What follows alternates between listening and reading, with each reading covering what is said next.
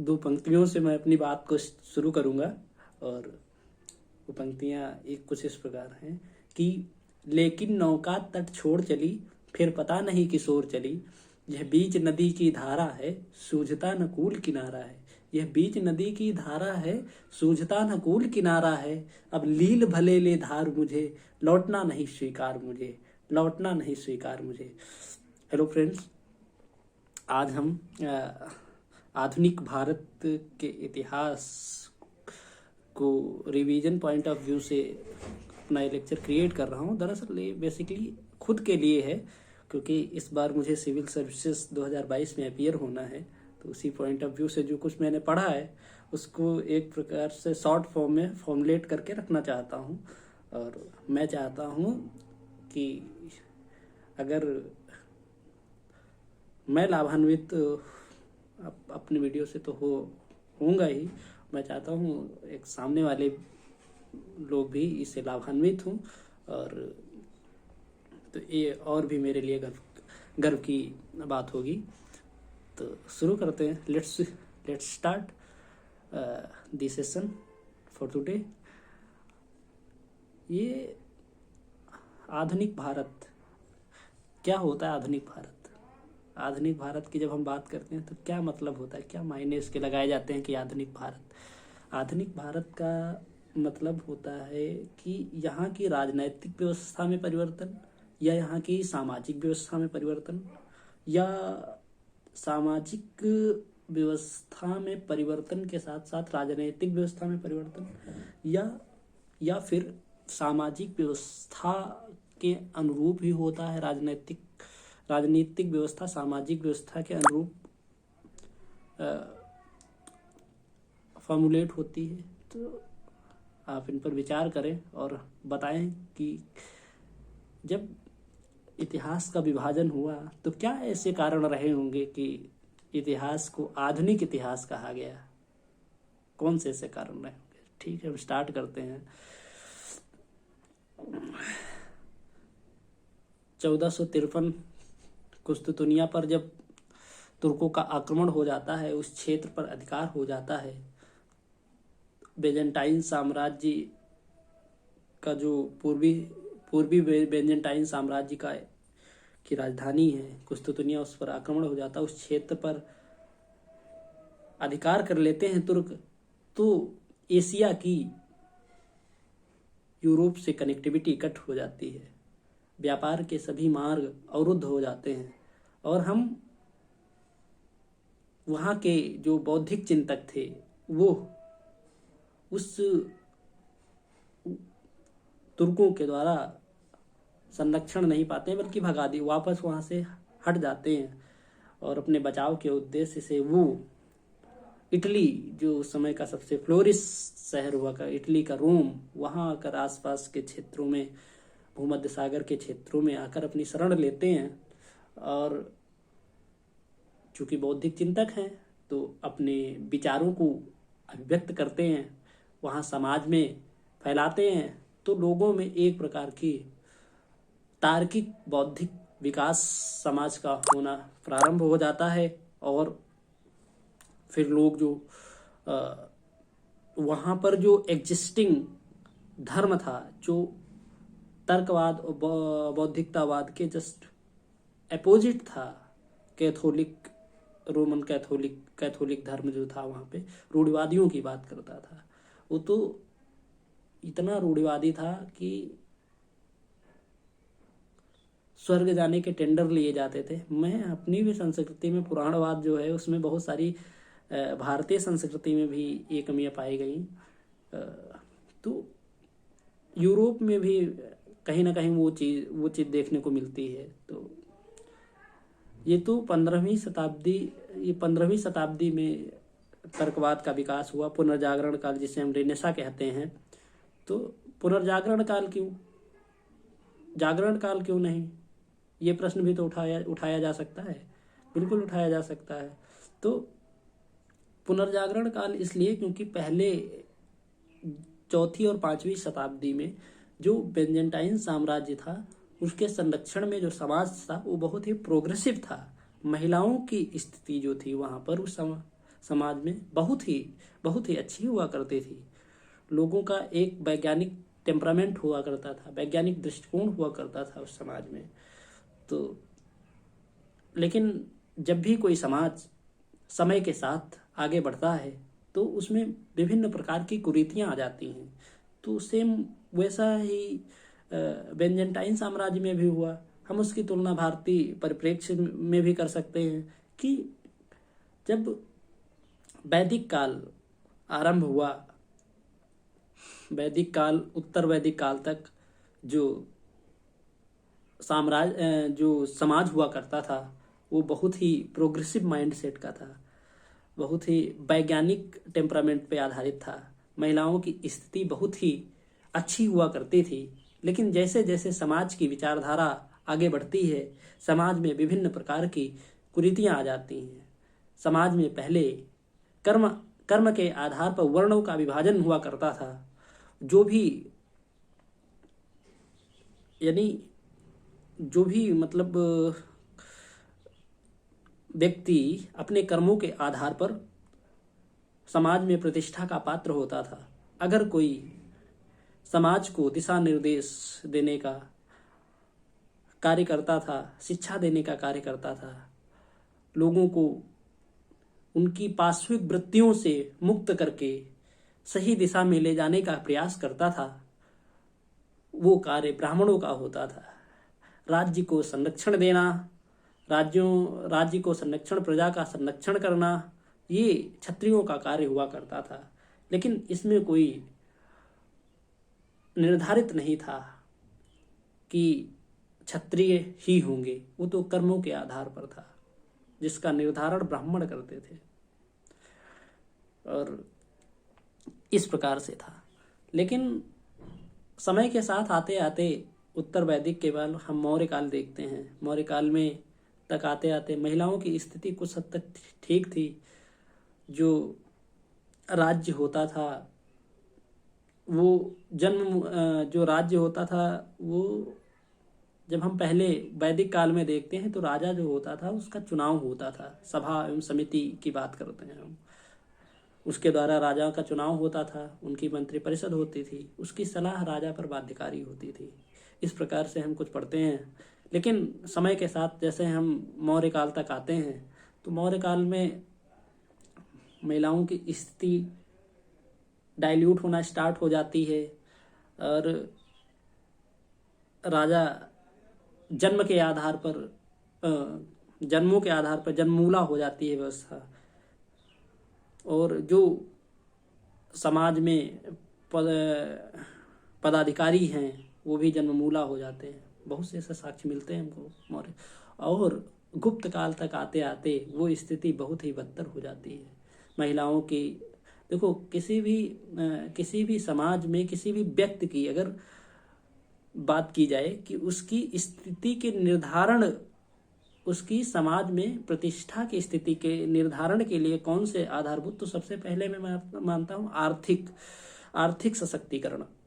तो महिलाओं का आर्थिक सशक्तिकरण डाइल्यूट हो चुके थे मौर्य काल में, और गुप्त काल तक आते आते उनकी स्थिति बहुत ही दयनीय हो गई थी। इसी प्रकार से जब भी महिलाओं के आर्थिक आधार न होने का कारण ही जो समाज में ऐसे विधान बना कि उनको जला दो, क्योंकि उनके पास आर्थिक आधार कोई है नहीं। अगर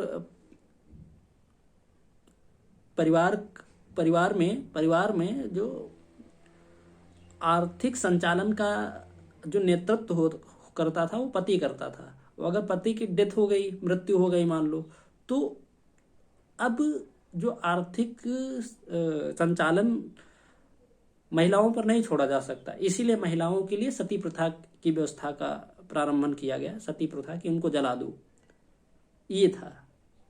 यानी इसका संबंध अर्थ से है, आर्थिक आधार है इसका। और सबसे ज्यादा प्रमाण गुप्त काल में मिलते हैं सती प्रथा के। धीरे धीरे व्यवस्था आगे भी कंटिन्यू रही और आज भी, जिसका फिर 1829 में हम देखते हैं कि राजा राम मोहन राय के प्रयासों से और सती प्रथा का अंत होता है। तो कोई भी समाज हो, कुरीतियां सब में रही हैं। एक इसका एग्जाम्पल और भी लिया जा सकता है। जो वैदिक धारा प्रवाह हुआ था उसमें धार्मिक, मैं वैदिक प्रवाह की बात, धारा प्रवाह की बात कर रहा हूँ, उसमें भी विभिन्न प्रकार की कुरीतियाँ आ गई।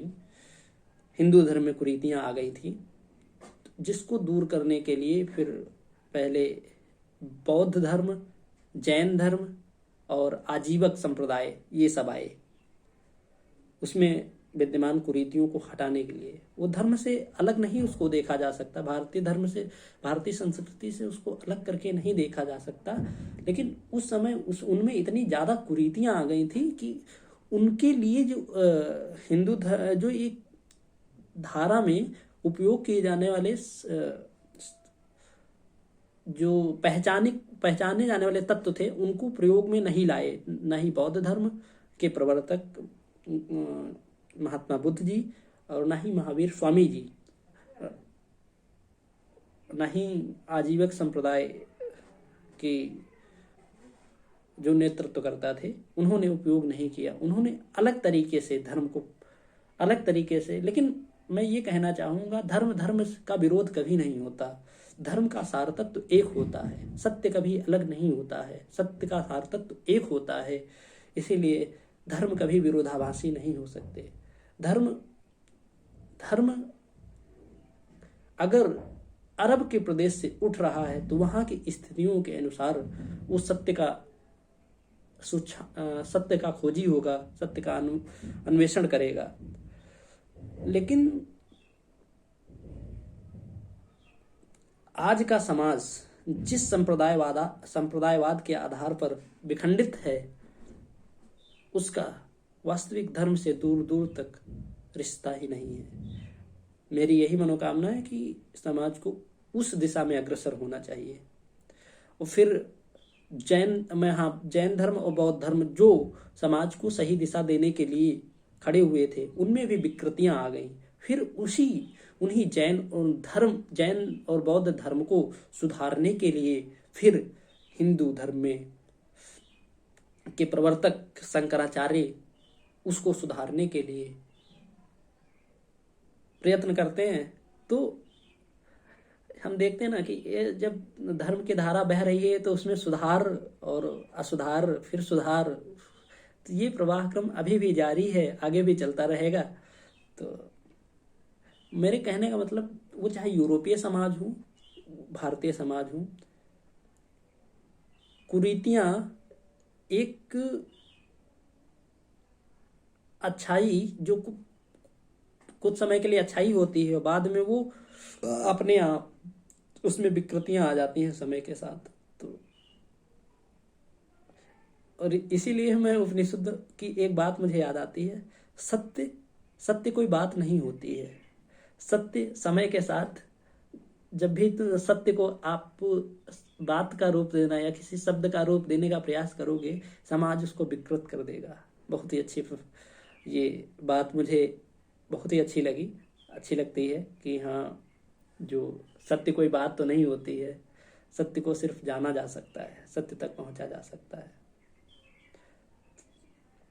तो जो यूरोपीय समाज था उसमें भी समय के साथ वो धारा विकृत हो जाती है। फिर हम कैथोलिक के रूप में देखते ही हैं कितनी कुरीतियां, और फिर वो पोप पादरी जो होते हैं उनका आधिपत्य होता है, और राज्य के साथ मिल करके वो फिर समाज को शोषण करते हैं समाज का, और टैक्स लगाते हैं राज्य के इक्विवेलेंट, धर्म के नाम पे तरह तरह के कर्मकांड करते हैं।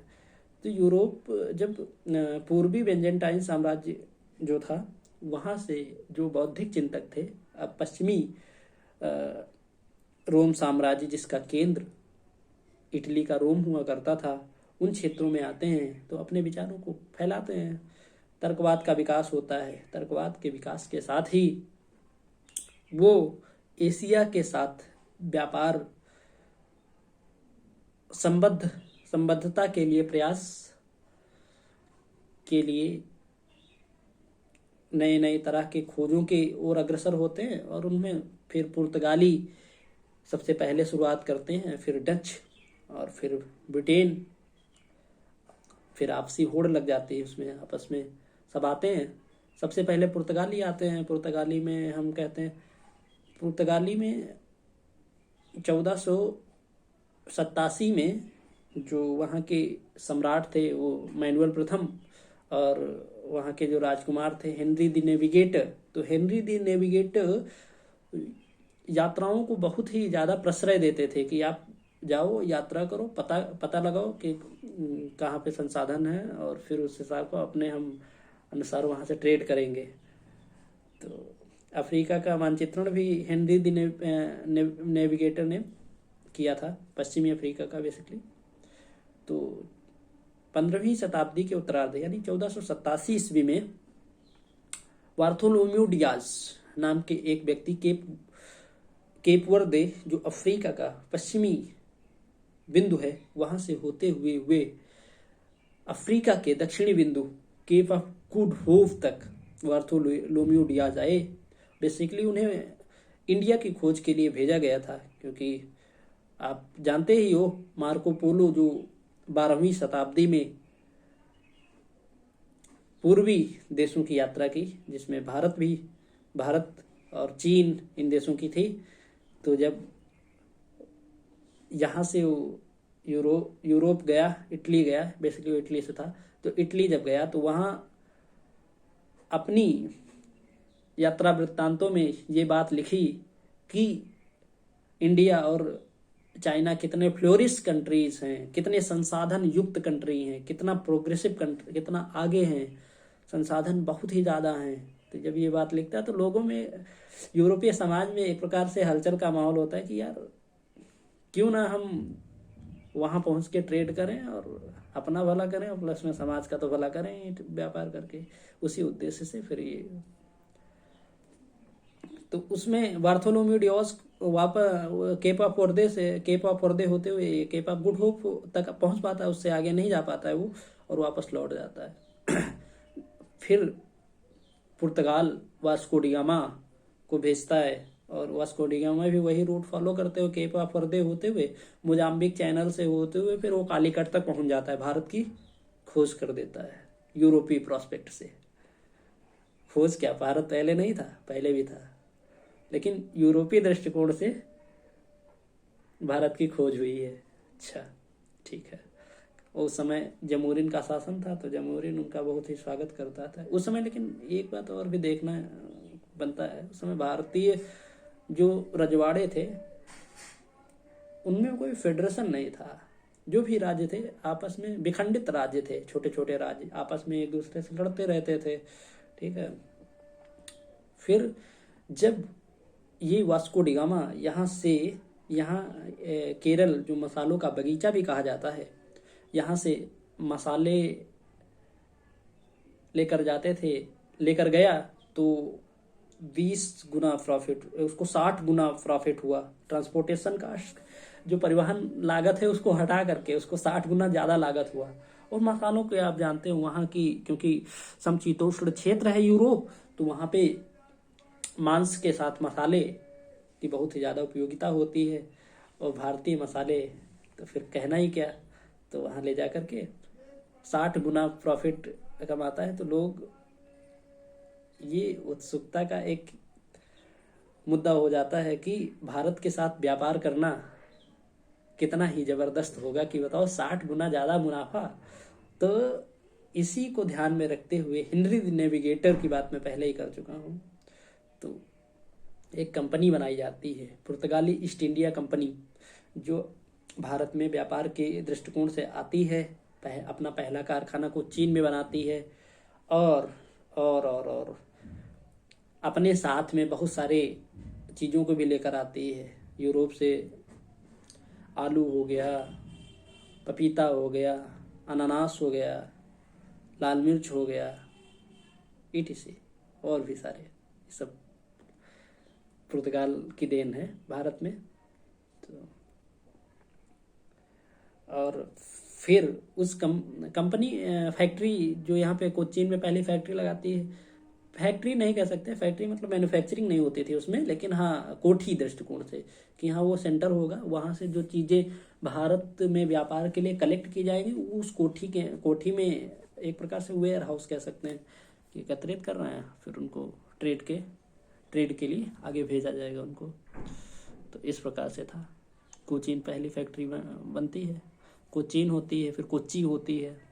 तो इस तरीके से फिर दूसरे जब पुर्तगाल के पड़ोसी कौन है भाई, स्पेन, डेनिस, फ्रांस सब हैं, पड़ोसी हैं, तो उन्हीं से डच आते हैं। फिर डच ईस्ट इंडिया कंपनी आती है। और जब हाँ ये पुर्तगाली आते हैं तो यहाँ पर पहले ही ट्रेड इंडिया से हो रहा था। ऐसा तो है नहीं कि जब पुर्तगाली आए तभी ट्रेड स्टार्ट हुआ, उससे पहले भी यूरोप से व्यापार हो रहा था। लेकिन वो अरब जो व्यापारी थे, अरब व्यापारी मीडिएटर का काम करते थे। वो भारत, गुजरात और ये दक्षिण भारतीय तटों के माध्यम से व्यापार करते थे। आप जानते ही हो 8वीं 9वीं 10वीं और 11वीं शताब्दी में जो यहाँ चोल, पांड्य, चेराज थे, तो इनके साथ व्यापार करते थे। और फारस की खाड़ी होते हुए फिर ईरान इराक होते हुए और उनको भूमध्य सागर में फिर इटली पहुंचाया जाता था। इटली के माध्यम से पूरे यूरोप में भारतीय वस्तुओं को। और सबसे बड़ी बात ये उस समय यूरोपीय वस्तुओं की ही यूरोप में मांग नहीं थी, सबसे ज़्यादा भारतीय, खासकर सूती वस्त्र उद्योग और मसालों की सबसे ज़्यादा यूरोप में भारतीय वस्तुओं की डिमांड बहुत ज़्यादा थी। और भारत उस समय ऐसे थोड़ी ना सोने की चिड़िया कहा जाता था। हस्तशिल्प कला में भारत बहुत ही आगे था, कुटीर उद्योग बहुत ही आगे था, फ्लोरिस, भारतीय कपड़े जो वहाँ के हर पूरे समाज में आपको दिख जाते थे उस समय, दिखते थे। तो इस तरीके का भारत। फिर डच आते हैं। फिर हाँ ये पुर्तगाली जो थे, पुर्तगाली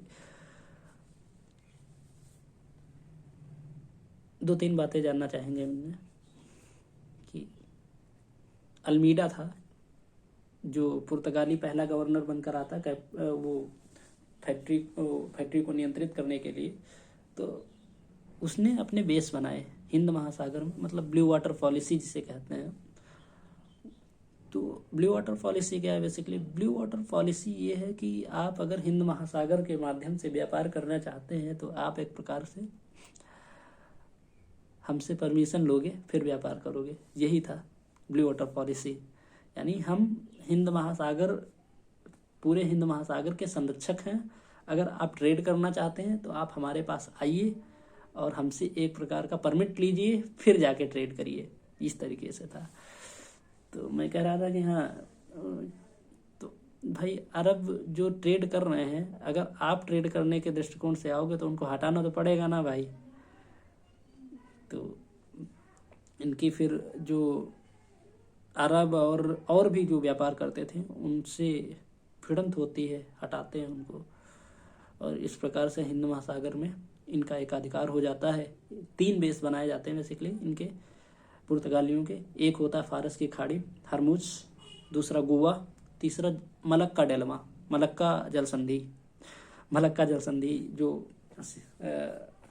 बेसिकली इंडोनेशिया का क्षेत्र है, वहाँ तक ये इन 3 बेस के माध्यम से पूरे हिंद महासागर पर नियंत्रण करते हैं और व्यापार शुरू करते हैं। फिर डच आते हैं।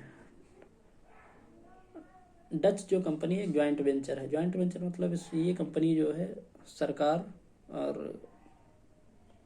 प्राइवेट शेयर्स आपस में मिल करके बनाई गई कंपनी है। तो डच ईस्ट इंडिया कंपनी भी भारत में व्यापार करने के उद्देश्य से आती है। और अपना पहला जो सेंटर है वो मछलीपट्टनम प्रेजेंट में आंध्र प्रदेश में है, तो वहाँ बनाती है। कहने का मतलब मेरे ये है। लेकिन हाँ एक बात और मैं कहना चाहूँगा कि ईस्ट इंडिया कंपनी जो है उसकी स्थापना जो हो गई 1600 में हुई थी। और जो डच ईस्ट इंडिया कंपनी है उसकी स्थापना 1602 में हुई थी। तो कभी कभी पूछ लिया जाता है। और फिर उसके बाद 1602 में डच ईस्ट इंडिया कंपनी की स्थापना हुई। 1605 में ये भारत आए ट्रेड के प्रोस्पेक्ट से, ठीक है। और 1600 ईस्वी में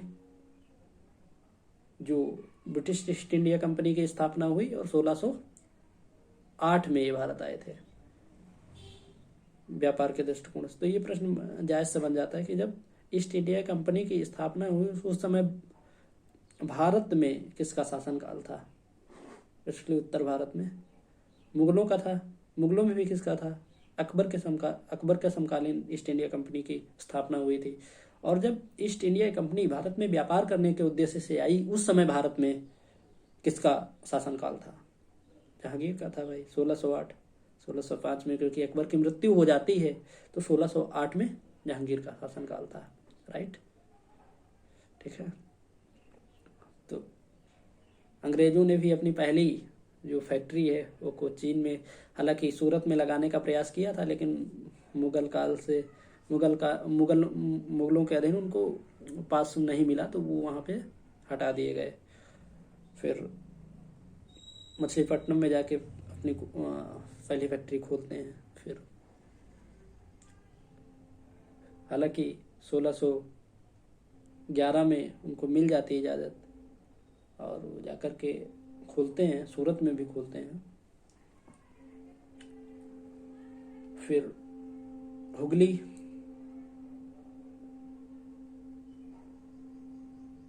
इस प्रकार से हुगली में सेंटर बनाएंगे। फिर मद्रास में ब्रिटेन का सेंटर रहेगा, ये ब्रिटिश ईस्ट इंडिया कंपनी का सेंटर रहेगा। तो इस तरीके से फिर ब्रिटिश के बाद डेनिश आते हैं। तो इनका ज़्यादा कोई वो है नहीं, मुझे नहीं लगता कुछ ज़्यादा इनके विषय में बात करने की आवश्यकता है, तो इनको छोड़ देते हैं। फिर फ्रांस आते हैं। फ्रांस 1668 सूरत में पहली कंपनी लगाते हैं। फिर चंद्रनगर बंगाल में पहुंच जाएंगे, और यहाँ पांडिचेरी में इनके 3 बेस हैं, 3 कोठी हैं, जहाँ से व्यापार के लिए कोठी बनाएंगे। अब इनमें यहाँ हम पहले ही बात कर चुके हैं कि कोई एक प्रकार से फेडरेशन नहीं था जो राज्यों को एकत्र कर सके। सामूहिकरण कैसे? राज्यों का जो यहाँ के रजवाड़ों का समूह था, लेकिन उनमें कोई इंटीग्रेशन नहीं था। जब यहाँ इन सब चीज़ों को ऑब्जर्व करते हैं तो वो कहते हैं क्यों ना यहाँ की राजनीति को ही नियंत्रित किया जाए, क्योंकि जब राजनीति को हम नियंत्रित करेंगे तो हमारा रेवेन्यू बढ़ेगा, जब रेवेन्यू बढ़ेगा तब ट्रेड तो करेंगे ही हम अच्छे से। तो ये दृष्टिकोण सबसे पहले फ्रांस का होता है। फ्रांस फिर अपने वर्चस्व को स्थापित करने के लिए आपस में एक दूसरे से युद्ध होता है यूरोपीय कंपनियों में, और एक एक करके हटती जाती हैं, जिनमें अंततः ब्रिटिश ईस्ट इंडिया कंपनी विजयी बनकर निकलती है। तो हम बात कर रहे हैं, हाँ, डच, पुर्तगाल तो ऐसे ही हट जाता है। पुर्तगाल का ये सीन होता है कि वहाँ पुर्तगाल की जो राजकुमारी थी कैथरीन जो थी, उनकी शादी हो जाती है ब्रिटेन के राजकुमार जेम्स प्रथम से।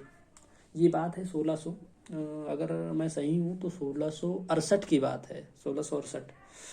तो शादी हो जाती है, तो दहेज में उनको मुंबई प्रांत मिलता है, उस समय जो पुर्तगाल के अधीन था।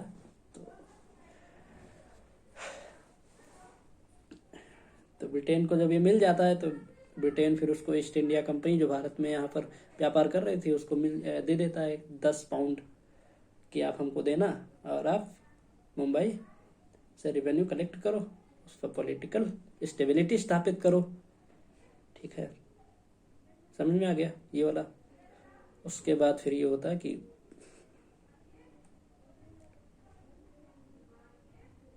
एक बात और बात करनी पड़ेगी।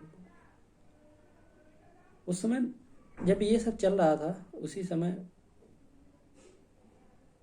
हमें ये बात पता ही है कि जो उत्तर भारत में मुगलों का काल चल रहा है, और मुगलों में ही जब तक औरंगजेब का 1707 तक औरंगजेब का शासनकाल रहता है, तो किसी शासन व्यवस्था ठीक ठाक चलती रहती है।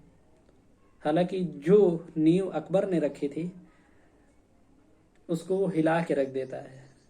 उसको समाज और राजनीति में सामंजस्य कैसे स्थापित करना है वो पता ही नहीं था। असहिष्णु एक प्रकार से राजा था, असहिष्णु राजा था। और राज्य असहिष्णुता के आधार पर नहीं चलता है ये बात। और जैसे ही औरंगजेब की मृत्यु होती है, यानी केंद्रीय सत्ता के लिए आपस में कोई भी, औरंगजेब की मृत्यु के बाद कोई भी केंद्रीय सत्ता को एकीकरण के लिए एकीकृत रख सके वैसा नेतृत्वकर्ता होता नहीं है मुगल साम्राज्य में। इसीलिए क्षेत्रीय शक्तियां अपने अस्तित्व को बरकरार रखने का प्रयास करती हैं, जिनमें 1717 फारूक सियार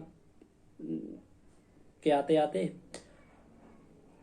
कई क्षेत्रीय शक्तियां अपने आप को स्वतंत्र घोषित करने का प्रयास करती हैं, जिनमें 3 जो सूबे हैं उनकी बात करेंगे हम। एक हैदराबाद रियासत बन गई, और अवध और बंगाल, जिनमें सबसे ज़्यादा अगर बात की जाएगी किसी की तो बंगाल रियासत की बात की जाएगी, क्योंकि सबसे ज़्यादा जो क्लासेस और नेचुरल रिसोर्स रिच एरिया जो है वो बंगाल है, और उसी के लिए सबसे ज़्यादा युद्ध होना है। Battle of Plassey, battle of Buxar.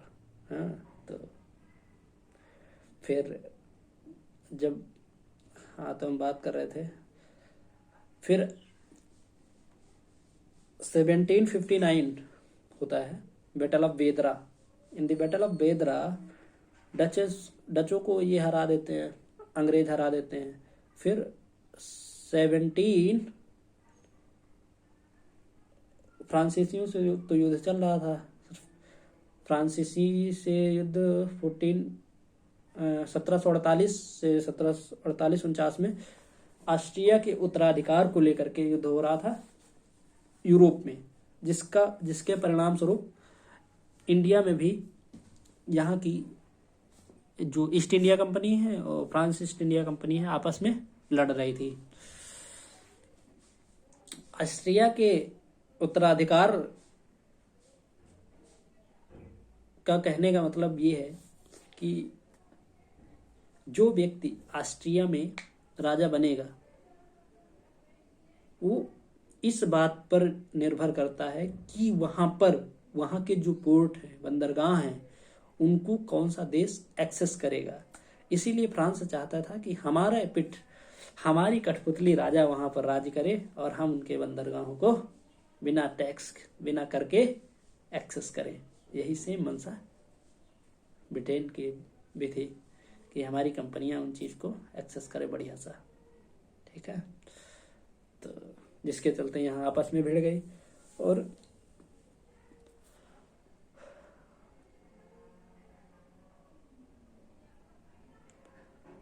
जो ब्रिटिश ईस्ट इंडिया कंपनी है, फ्रांस ईस्ट इंडिया कंपनी है, तो ब्रिटिश ईस्ट इंडिया कंपनी अपनी कोठी मद्रास में है उसकी, और France east India company Pondicherry में है। ये दोनों अपनी आपस में किलाबंदी कर रहे हैं। क्यों? एक दूसरे की कंपनियों को हटाना है। जब ये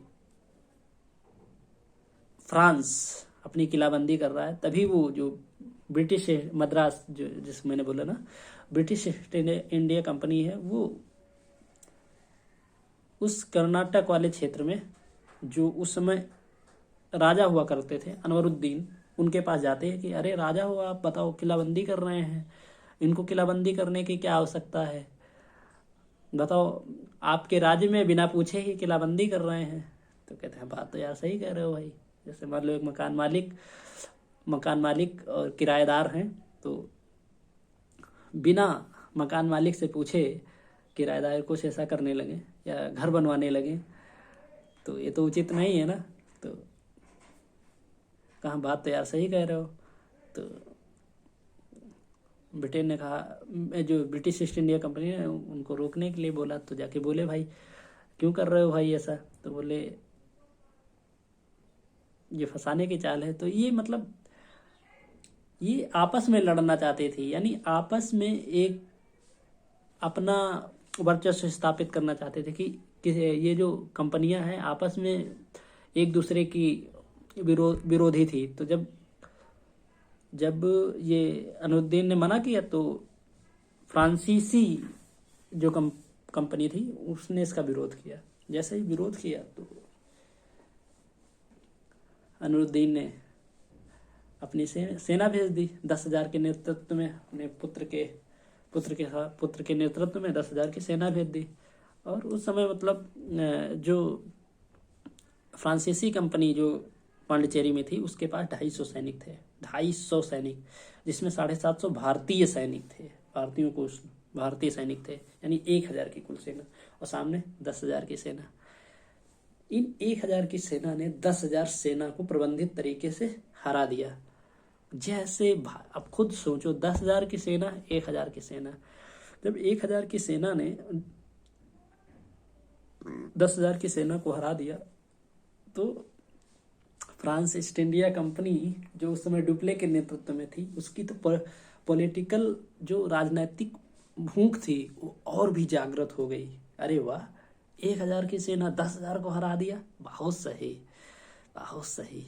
अगर ये हो सकता है तो फिर तो क्या नहीं हो सकता, फिर तो हम क्या ही करेंगे। सुनो, फिर उसकी जो राजनैतिक भूख थी वो बहुत ही जागृत हो गई। फिर डुप्ले ने वहाँ के, मेरा तो भाई रियल हीरो है डुप्ले, इसलिए नहीं कि भारत में वो लड़ रहा है, इसलिए क्योंकि उसकी जो टैक्टिक्स हैं इसके दृष्टिकोण से वो मेरा रियल हीरो है, उसको इसलिए मैं कह रहा हूँ। जिंदा दिमाग का आदमी है डुप्ले। उसने भारतीय राज्यों में हस्तक्षेप करना प्रारंभ किया।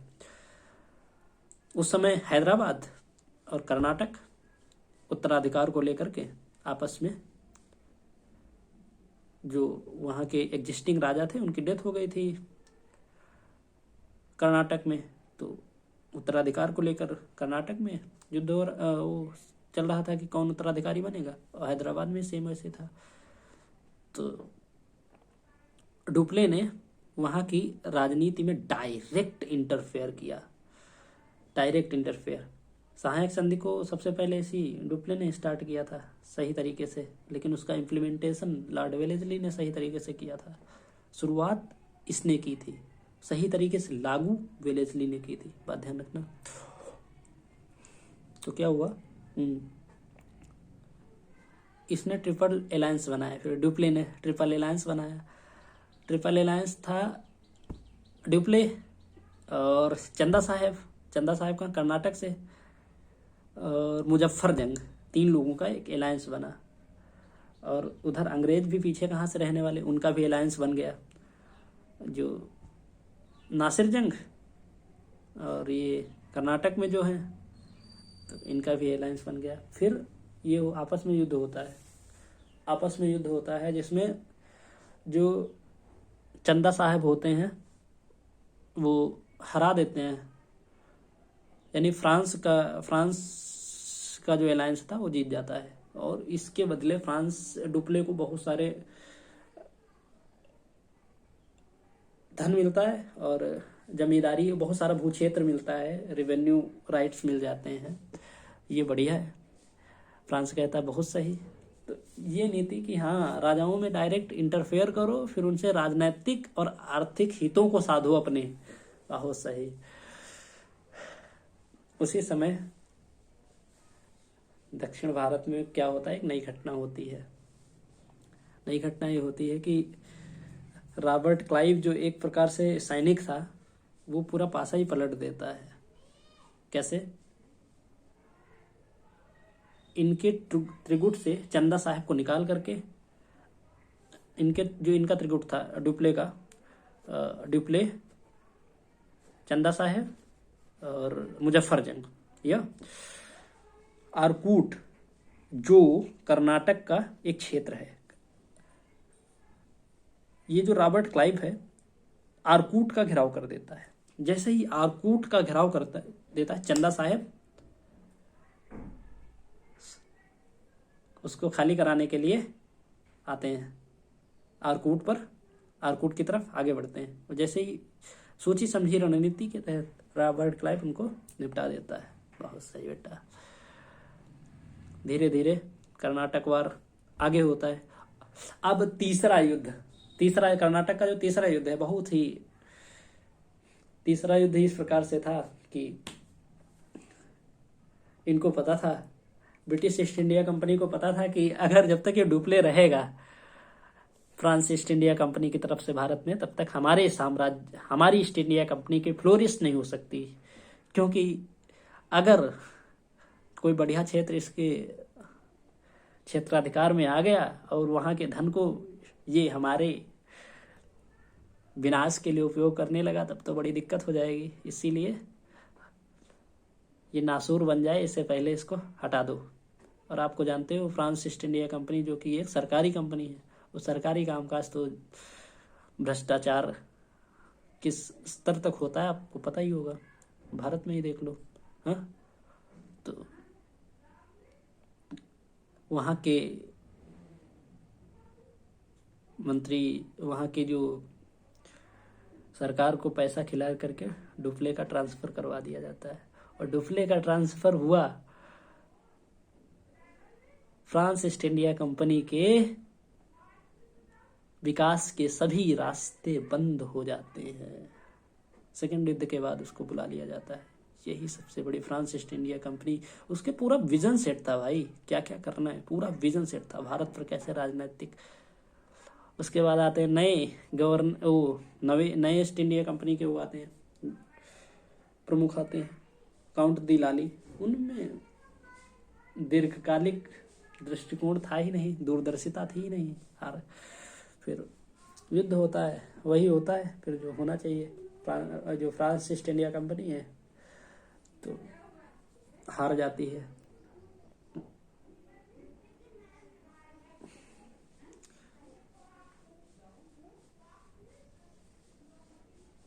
बैटल ऑफ वांडीवास जानते होंगे आप, 1760। फ्रांसीसी आखिरी रूप से उड़ते हार जाते हैं। हालांकि उनके कुछ बेस रह जाते हैं इंडिया में, जो 1954 में जाएंगे। आखिरी ऑपरेशन विजय चलाया जाएगा भारत सरकार के द्वारा, उसके माध्यम से। ठीक है, तो मैं कहाँ था? हाँ, अब मुझे बात करनी पड़ेगी उत्तरी भारत की, क्योंकि यहाँ रॉबर्ट क्लाइव दूसरे युद्ध में शतक लगा चुका है भाई। फ्रांसीसी नेतृत्व डुप्ले को हटाने में कामयाब हो चुका है। ठीक है, यहाँ से तूफान मचाने के बाद अब क्या होता है आप सुनो। मैं आपसे कह रहा था कि जो मुगल के अधीन जो रियासतें थी, जिनमें सबसे प्रमुख मैंने हैदराबाद की बात की और अवध की बात की, बंगाल की बात की। तो बंगाल में 1724 मुर्शीद कुली खान, जो वहाँ के बंगाल के निजाम होते हैं, बंगाल के दीवान होते हैं, उनको सूबेदार बना दिया जाता है फारूक सियार के द्वारा। 1717 में बना दिया जाता है, 1717 में बना दिया जाता है, नहीं 1700, आई एम राइट नाउ। 1724 में उनको निजाम बना दिया जाता है, सूबेदार बना दिया जाता है। सूबेदार और दीवानी दोनों राइट्स उनके पास हो जाते हैं। तो हालांकि केंद्रीय सत्ता से अभी भी बंगाल का कनेक्शन था, यानी राजस्व देते थे केंद्रीय सत्ता को। केंद्रीय जो मुगल सल्तनत थी, मुगल वो थी,